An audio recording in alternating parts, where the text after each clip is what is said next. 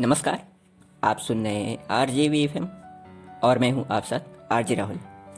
अभी तक आपने पिछले अध्याय को नहीं सुना है तो आप पिछले अध्याय को सुनने के लिए डिस्क्रिप्शन को चेक कर लें, उसमें आपको लिंक मिल जाएगा प्लेलिस्ट का। आज हम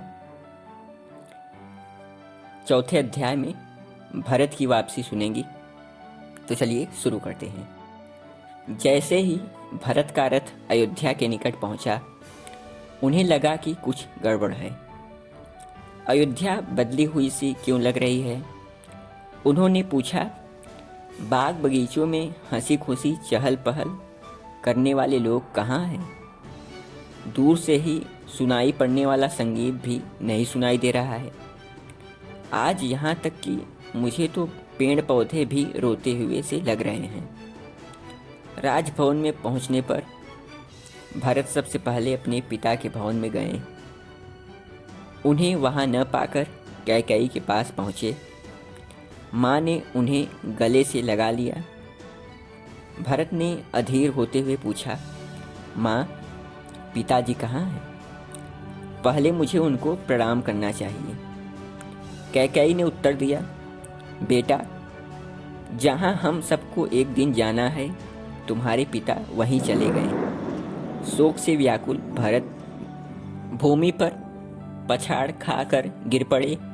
कैकेयी ने उन्हें सांत्वना देते हुए कहा, बेटा, तुम्हारे जैसे पुरुष का इस तरह दुखी होना ठीक नहीं है।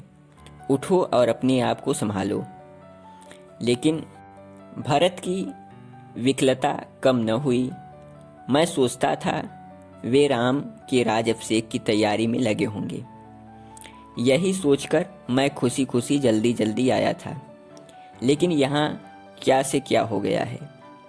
उनकी मृत्यु हुई कैसे? क्या अंत समय उन्होंने मेरे लिए भी कुछ कहा?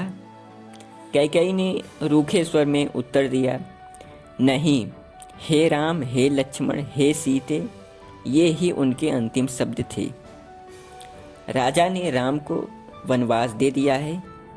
इसके बाद कैकेयी ने भरत को सारी बात बताई कि उसने कैसे राजा से 2 वरदान मांगकर राम को वनवास दिलाया, कैसे लक्ष्मण और सीता भी हट करके उनके साथ चले गए और इसी वियोग के कारण राजा की मृत्यु हो गई।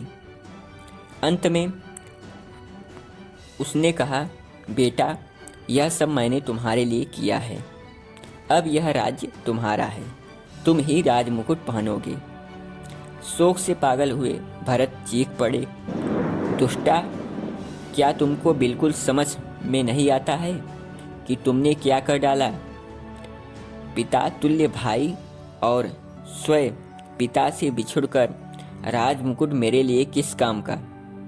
क्या तुमको मालूम नहीं है कि इक्ष्वाकु वंश की परंपरा के अनुसार पिता के बाद ज्येष्ठ पुत्र ही राजगद्दी पर अधिकारी होता है? आत्मगलिन से दुखी भरत ने कैकेयी का तिरस्कार करते हुए कहा, मुझको बड़ा गर्व था कि मैं धर्म का पालन करता हूँ, लेकिन तुमने मेरा गर्व चूर चूर कर दिया। तुम्हारी यह हिम्मत हुई कैसे? लेकिन जो तुम चाहती हो वह मैं कभी नहीं करूँगा। मैं राम को वापस लौटा कर लाऊंगा और सदा उनका सेवक बनकर रहूँगा। अपनी माँ को छोड़ भरत कौशल्या के पास पहुँचे। भरत की वापसी की खबर पाते ही कौशल्या और सुमित्रा दोनों उनसे मिलने के लिए तैयार बैठी थी। भरत एकदम कौशल्या के चरणों में गिर पड़े। कौशल्या ने उन्हें उठाकर हृदय से लगा लिया। इसके बाद वह बोली, बेटा, जिस राज्य की तुम्हें इच्छा थी वह अब तुम्हारा है, लेकिन कैकेयी ने इसे लेने के लिए जो तरीका अपनाया वह बड़ा ही निर्मम है। तुम राज्य का सुख लूटो, लेकिन मुझे मेरे राम के पास भिजवा दो। सुनकर भरत ममहित होकर कराह उठे, माँ, मैं सौगंध खाता हूँ, मुझे इसके बारे में कुछ भी पता न था। तुम जानती हो राम मुझको कितने प्यारे हैं, भला मैं उनका अहित कैसे चाहता।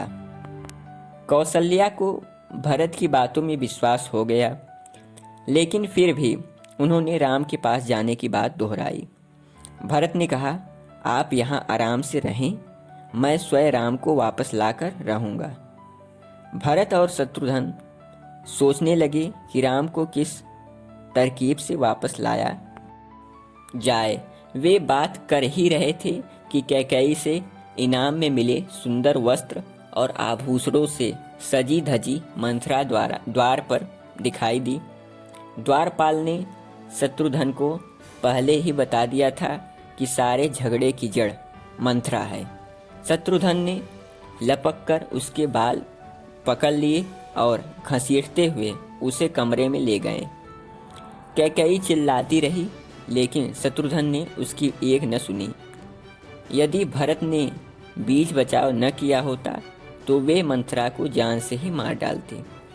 दूसरे दिन सवेरे ही वशिष्ठ ने सभा बुलाई, जिसमें भरत भी आए। गुरु वशिष्ठ ने कहा, तुम्हारे पिता परलोक सिधार गए हैं और बड़े भाई भी वन चले गए हैं। अब तो यही ठीक होगा कि तुम राजगद्दी संभाल लो। राज अभिषेक के लिए 3 दिन निश्चित किया जाए और प्रजा को उत्सव मनाने दिया जाए। भरत उठे और बड़े ही कातर शब्दों में विनय के साथ बोले, मुनिवर, यह पाप करने के लिए आप मुझसे क्यों कह रहे हैं? इस राज्य के अधिकारी तो राम ही रहेंगे।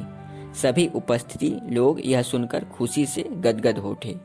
उन्होंने आगे कहा, मैं अपने बड़े भाई को वापस लाऊंगा और यदि उन्होंने मेरी बात नहीं मानी तो लक्ष्मण की तरह मैं भी उनके साथ ही वन में रहूंगा।